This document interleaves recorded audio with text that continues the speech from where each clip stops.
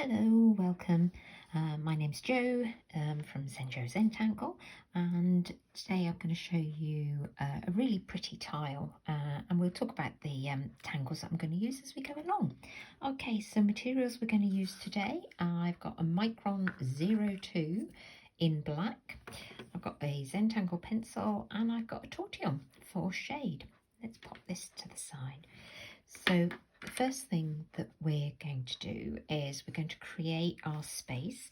So we need to do dots in the corner with your pencil, just like quick dots, and then you're going to join those dots with a light quick line to create a border. Don't worry about making them perfectly straight. They're there as a guideline. So we don't have to do anything with rulers or anything like that in Zentangle. Okay, so we're now going to create a string, and the string I'm going to do is going to come from this corner down to here, but we're going to make a very large seed shape. So it comes down like so. So you can see it's a seed shape. Let's move my pencil to the side, and I'm going to go straight to my pen. And we're going to do a tangle called Diva Dance. And I'm going to do Diva Dance in this section. It really doesn't matter whether you do it in this section or this section. And Diva Dance comes in various versions, and this is Diva Dance Rock'n'Roll. So we're going to start by drawing a spiral. Now we don't want to make this too small. See, I'm going nice and steady. I'm going to stop here, go back to the beginning, and I'm going to add a bump out, and I'm going to ink that in. Okay, so what we're going to do is we're then going to go back to the spiral here, and we're going to go round over that bump out, so your aura, bring it round to about there, stop, and you're going to add some other bump outs on the outside of that line that you've just drawn. It's basically a fancy spiral, this. Another bump out, and they don't have to be any specific shape. I actually like to taper those shapes into the line, so I'll get to about there. So by that I mean I start here, bring it out, and I taper it in rather than stopping sort of abruptly, so that it sort of flows. And as you go round, you start creating sort of a bigger spiral area, so you've got more areas in which you can add these bump outs. So gently ink this in. You know, with inking in, it really helps if you take your time so that it goes really, really black. And before I start going up here, I'm going to do another bump out, or 2, 3, 4. Depends how many I feel like doing. They're all around about the same sort of size-ish, but there's nothing that says you have to do them all the same. Okay, and in fact it's nice if they're all a bit different, because it's a very organic looking tangle. What I'm going to do here is I'm going to do a part one, and I'm going to end it on that string line like so, and then that would come round. So there's where I start. So you hollyball, you draw the line as if it's going underneath. I'm going to do another few underneath this string line. I'm going to come round here, taking your time, focus on that ink.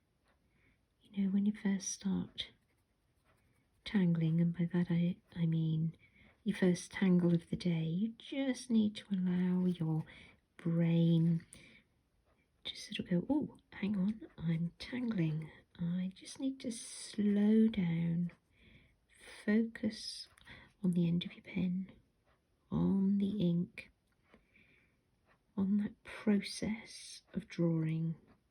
That is really important with Zentangle. It is all about the process. Yes, we have that beautiful image at the end, but that's not the reason in many ways that you tangle. Many people come to tangling because they find it so restful. So it is the process. Okay, I'm going to stop there. I'm just going to turn the tile because I need to make it a little bit easier for myself. I'm going to start another one of these Diva Dance Rock'n'Roll spirals. So I'm going to start it around about here.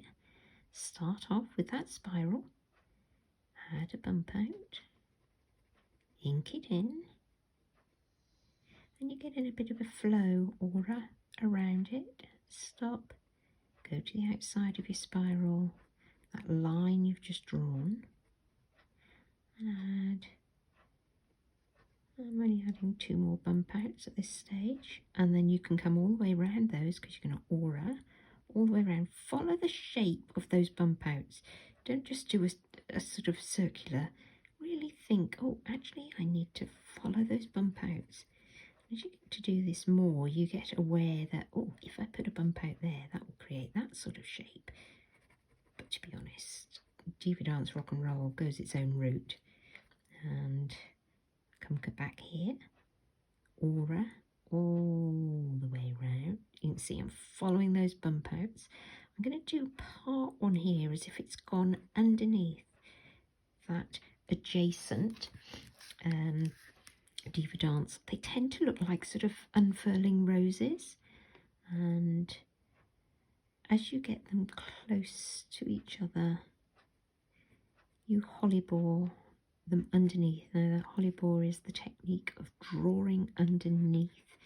You don't actually draw anything. You have to imagine that your pen would have gone underneath either a string line, a border, another tangle, and it gives you this layered look. So it looks like they're all tucked in behind each other. There we go, like that. I'm going to add some more. You can see I'm sort of staggering the bump outs so that they're not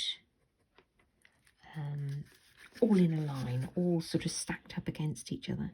Here, ooh, look, doing a little one, and I'm stopping it on the border. I want it to stop on the border. Don't want to take it out. I'm going to do another one here. And we're going to bring this up here in this little gap, like this. Go around, so you can see gradually you start adding these auras and it gets a sort of flow.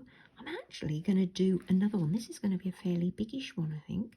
So I'm going to do a little one here, a little bump out. There, you could carry on just doing one of these, or you can do several like we're going to do here. And you can leave longer gaps. You can make them look very different if you do longer and thinner bump outs. So play with it, play with any new tangles. You know, there's nothing in Zentangle that says you have to do it exactly like the person who's showing you, sharing you, sharing with you or teaching you. Choose your own style. You will automatically create your own style because we all are different. We all have different experiences, different hand-eye coordination, etc. So there's that one. I'm going to do another one here, and we're just going to carry on filling this whole space with these sort of rose-like Diva Dance Rock'n'Roll. And I'll put the names of the tangles in the information on the post on this video, so that you have them, and the very simple materials that I'm using. And I really do like tangling in black and white. It's why, you know, and I will say this, if you watch any of my other videos, you may well hear me say it many times. Black and white. Why do we use black and white and not colour initially? Because it simplifies the process, because you don't have to worry about what colour do I use, what media, and by that I mean pen or ink or pencil or any number of beautiful art materials.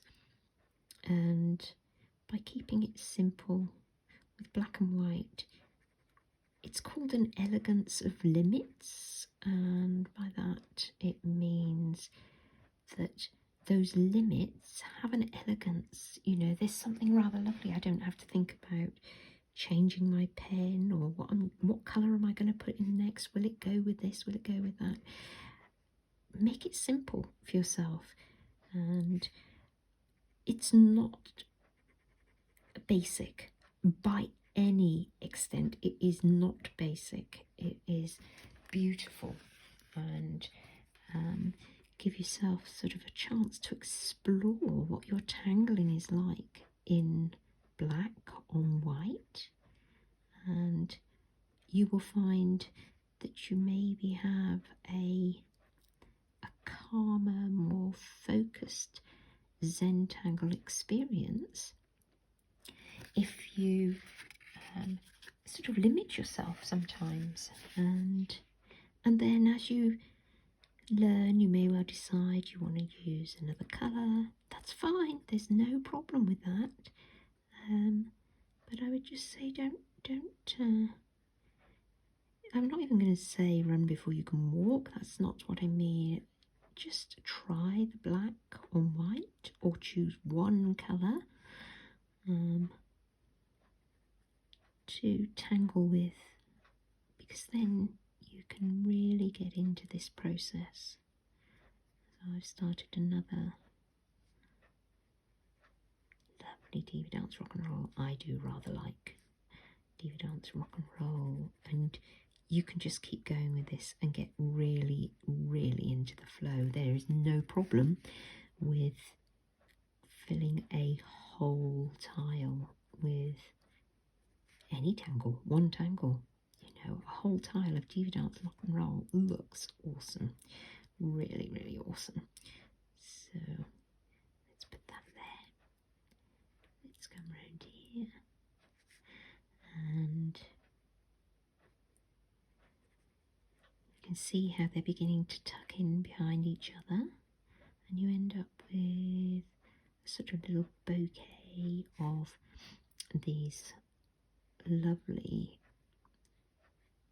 structured but free-flowing patterns. That's what a tangle is. It's a pattern that's been deconstructed, and it's very, the deconstruction means that they become very simple to recreate. You don't need many pen strokes, or they're very similar pen strokes. Okay, so we've got these two little areas here. I'm going to come up to here. When you finish, you tend to finish with a whole line without any bump outs on. And you can try it, obviously, with the bump outs on as well, and see if you like that better. And it's all about exploring and playing and discovering your own creativity. And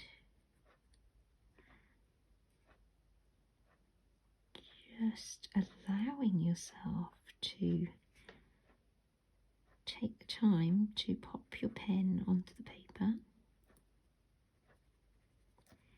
Still, if I see little white bits on the black, I go back and I dab in with my pen. I'm just going to leave that bit like that there, and then I'm just going to add auras and where I think bump outs might be. And so I might do a little one here. You don't have to go teeny weeny. I'll do a whole aura there and a big. So don't try and do tinier. Think of it as if you were doing a whole Diva Dance. And that's the edge. So if I did one, it was right on the edge. That's a little aura. And I'm just going to ink that little pointy bit in on the end there. Okay, it's about the whole visual. So I'm now going to do this last little bit up here. And now you can start seeing what an awesome tangle it is. You get this beautiful combination of line work and the inking in. You know, you need some drama on your tile, and drama is like solid ink areas. solidly inked, and that gives strength. I like to call it strength to your tangling, strength and character, rather than just line work. Line work looks absolutely awesome too, but sometimes you just really need to add a bit of solid ink. So I'm now just going to come down here, and this is a make it up as you go along when you're in this section here. Just giving an impression of it carrying on. Okay, so that is your Diva Dance Rock'n'Roll, and how awesome is that? Okay, and now in this section we're going to do Tangle Bouffant, which is actually one of my tangles. So Boofont is lovely. You start by drawing an orb, and we're going to run them along this edge and draw an orb. Okay, and now you're going to draw a teardrop at the side, on that side, and you're going to bring it out, tuck it round, so it's like a little petal coming out the bottom. You're now going to start adding in these petal shapes, but we're going to start them here. So start it here, and you're going to curve it round, and you're going to go back into that starting point. Start it on the side. Yes, I've gone over the borderline, that's fine. Take it into the point. Start it here and bring it round, and you're just going to keep adding those in nice and steadily. You go back to the starting point. As you work along this bouffant, you will find that it curls round, but you're going back into that starting point. Last one here, brings round and up, and you will end up with this little triangular area. So you're just going to ink that in. Okay, so we've got that first bouffant. Move along, and you do another orb, and we do another teardrop shape, and it bumps into that adjacent one, and you do the same thing. You keep adding in. Okay, so bouffant. I have another video which I did nearly 2 years ago now about bouffant on YouTube, so you can have a little look at that. And why did it get called bouffant? Because when I came up with it, it was years ago, before I started big classes, and the student, a one-to-one student I was teaching online, I said, oh look, we're going to have a go at this, see what you think. It hasn't got a name yet, and we were doing it, and she said, ooh, mine looks like a bouffant hairdo, as in B-O-U F-A-N-T, bouffant. And we had a giggle about that, and so I said that's the perfect name for it, bouffant. But we changed the spelling of it a little bit. So here I'm going, can you see, I'm going to go up, up. So I'm not going to go over the border here, and I'm going to say, well, there'll be one around about there, and I'm going to ink in. Okay, and I'm actually going to ink in this little space so that I know that seed shape is going to be really bold in the middle, as you can see. Okay, so you might have little gaps here in between and little gaps here. I'm going to pretend I've got another one here. Okay, so you have to be sort of a bit, use your imagination here. Okay, it doesn't matter if it's not quite exact. In the big scheme of things, it will work out. And I've just popped a little orb in that gap. We're going to add some more bouffants now, and we're going to fill this whole section. So I'm going to start one here. I'm going to pop an orb, drop an orb here. Same principle that we did, coming up from the bottom here. I'm going to go, ooh, can't do a whole petal shape because it's tucked in behind. But we do the same, adding those curves all the way around until we get to here, and then we hollybore that round. If you want to, you can ink these bits in. Okay, move along. You can do another one here. Don't go too teeny weeny. Okay, try to embrace drawing a little bit larger than maybe you might normally do. This gives you sort of a freedom of your hand movement, gives you more space to add your shade. Always tangle a little larger. I'm just going to make that a little bit more bold there. And I'm going to do another one here. So you get the idea. And to be honest, it doesn't matter where you start with that orb. It's a very forgiving tangle that it allows you to tuck them in almost anywhere. Okay, so if I do one here, so it's not quite in that gap, I've obviously imagined it's gone over the side, so it would have started there and round, tuck it round. You can see you can get sort of quite a flow going with your pen, and then you imagine that they've tucked all the way behind. Here I'm not going to ink in, I'm going to just put in a random orb. Orbs are fantastic for filling in little gaps. Okay, here I'm going to do another, that's quite a big orb, isn't it?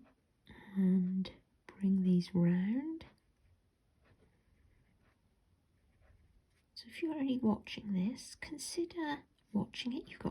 Obviously you can watch it as many times as you like. I'm going to put another orb there just to fill that space a little bit. Get a pen and have a go. You can stop the video, rewind and go back over things, but have a go. Please have a go. And if you want to share your pictures with me, you can share them either on my Facebook page, Zentangle, or through on the messenger, or email me, which is info@zenjo.uk. I nearly forgot my email then. Okay. Because I share these videos and I don't know if people are drawing them. So it'd be lovely for me to know. Okay. Ooh, and I've got a little area here. Do you know what I'm going to do? I'm just going to fill it with orbs. They're just like little orbs filled in there. And then I'm going to tuck that in, ink it in. Okay. Look how awesome that looks already. And we're going to add one more tangle. And what we're going to do is we're going to add some little fescue fronds, and fescue are like little grass fronds. So I'm going to come up, pop a little teardrop on the end and ink that in. And again, it's a very organic tangle. Okay, you can get creative with the stems, bringing them round. They don't have to be the same length. You can cross them over, so there's no exact with these at all. Ooh, a bit of a wobbly one there. So we're just adding some grass stems of fescue. Go back and do another little one there. Move your tile around a little bit to make it easy on yourself. And if you want to put a little bit of a curve on some of your fescue, that's absolutely fine. On the fescue stems, so you get them going one way, get them going the other way, bring them in like so. And so you can do these quite quickly. You can, whoa, that one's grown all the way over there, that's a rogue one. And they're very pretty and delicate. And just have a look at the space that you've got, that you're filling, and say, oh, I want to pop this way. So they don't have to go all the same direction. I'm going to turn my tile and I'm going to do the same going in from the bottom of the bouffant. And bring this up, curve it round.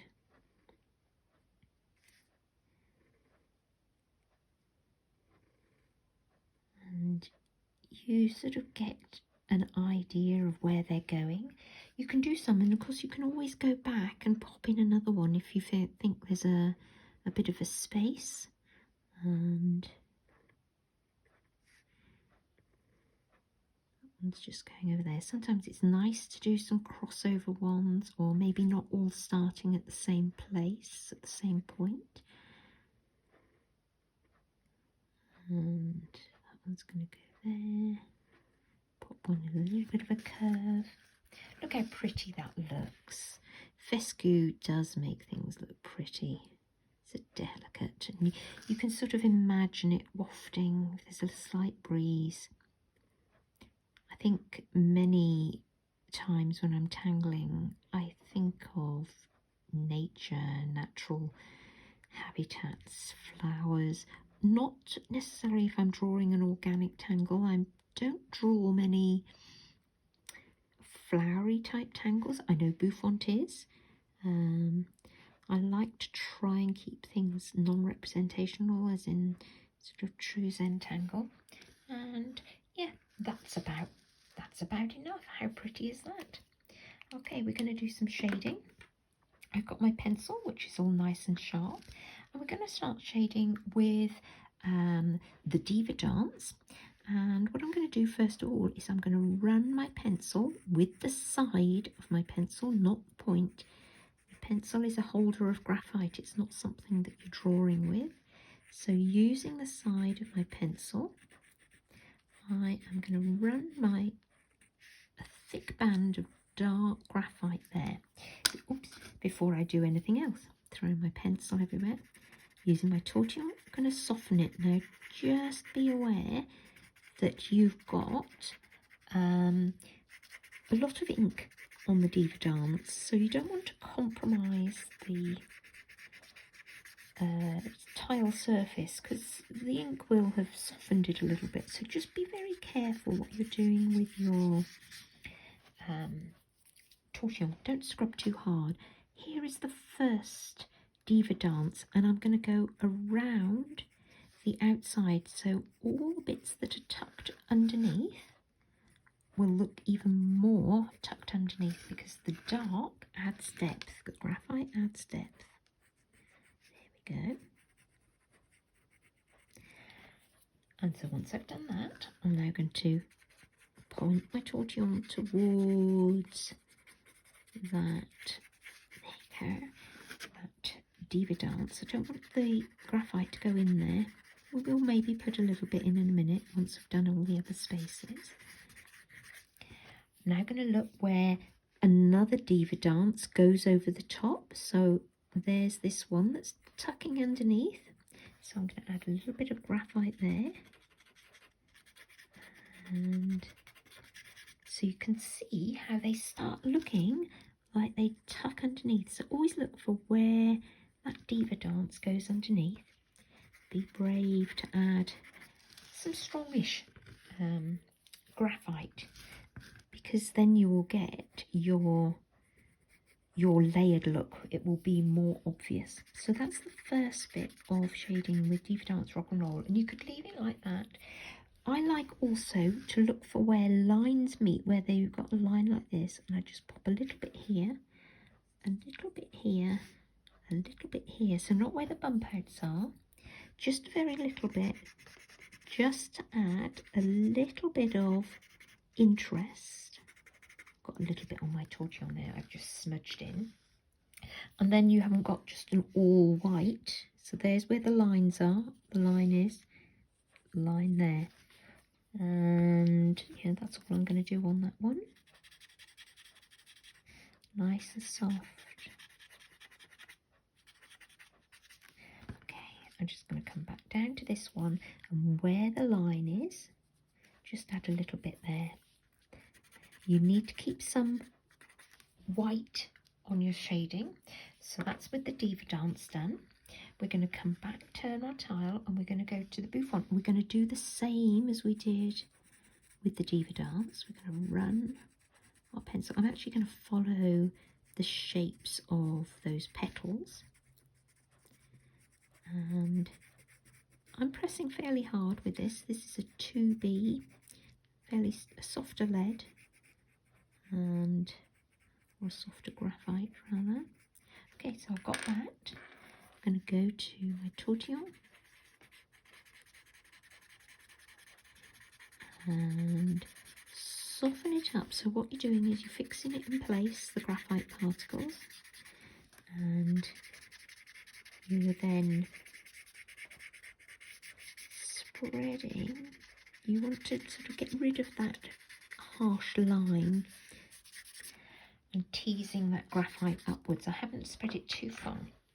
So the next thing I'm going to do is I'm going to go around the outside of that first line of bouffants.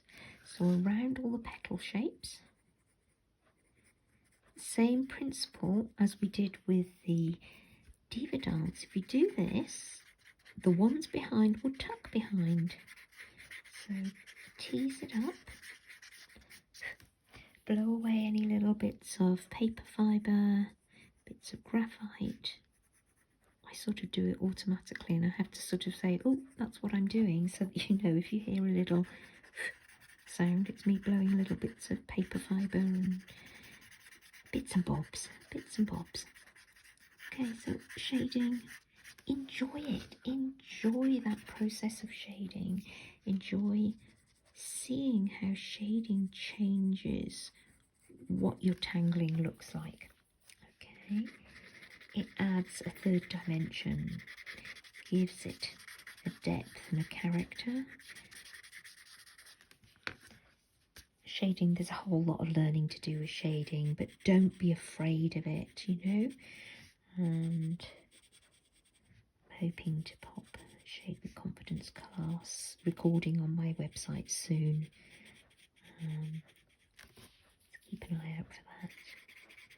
Okay, so you can see I've just gone round underneath. So all of these, as I've worked up, they've all sort of tucked in behind. Okay, you need to soften it so it's lift the pressure of your tortillon. Okay, next thing I'm going to do is I'm just going to finish off going round where all those petal shapes fit in. I'm going to add another little bit of graphite, quite dark. Fix it in place first of all, little circular moves. Then lightly move your tortillon out, so you're not using any pressure, but you're just softening that harsh edge, the harsh edge of your graphite. Rather than leaving it just like that, you're then going to come out and soften it so it goes from dark to light to barely there. Okay, and here. So I'm just going to pop the graphite all the way around, basically around the bases, around those orbs. Here, add another darker bit there. There you go. And then fix it in place, lift the pressure of your tortillon. Fix it in place, soften it out so it goes to nothing. And there. And it really does make a difference, and